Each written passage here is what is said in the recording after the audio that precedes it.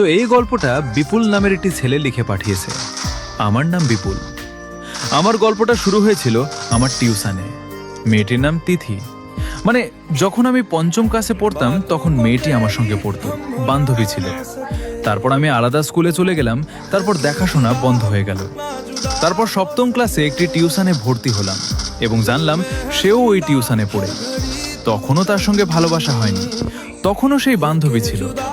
তারপর নবম ক্লাস শুরু, তখন ওকে ভালো লাগতে লাগলো, কিন্তু বলার সাহস হতো না। কিন্তু সে কিছু করে জেনে ফেলে দিয়ে সে একদিন আমার টিউশনে আমার পাশে বসলো এবং বলল, আমাকে যদি ভালোবাসিস তো বলিস না কেন? আমি বললাম, আমার দম নাই। আমি কিছু বলতে পারলাম না। টিউশন ছুটি হলো, ও বাড়ি যাচ্ছিল, তখন আমার কাছে ফোন নাম্বার চাইলো, আমিও দিয়ে দিলাম।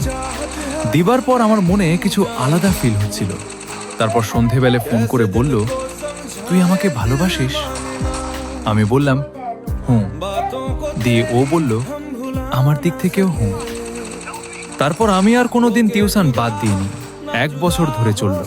তারপরে একদিন ফোন করে বলল, আমার বিয়ে ঠিক করে ফেলছে।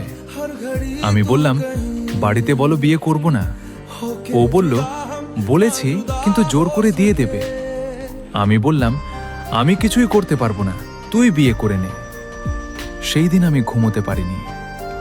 তার 7 মাস পর বিয়ে। তার বিয়ের সময় চলে এলো, আমাকেও ডাকলো। আমি গিয়েছিলাম, কিন্তু তার বিয়ে দেখতে পারিনি। বিয়ে হলো, সে চলেও গেল।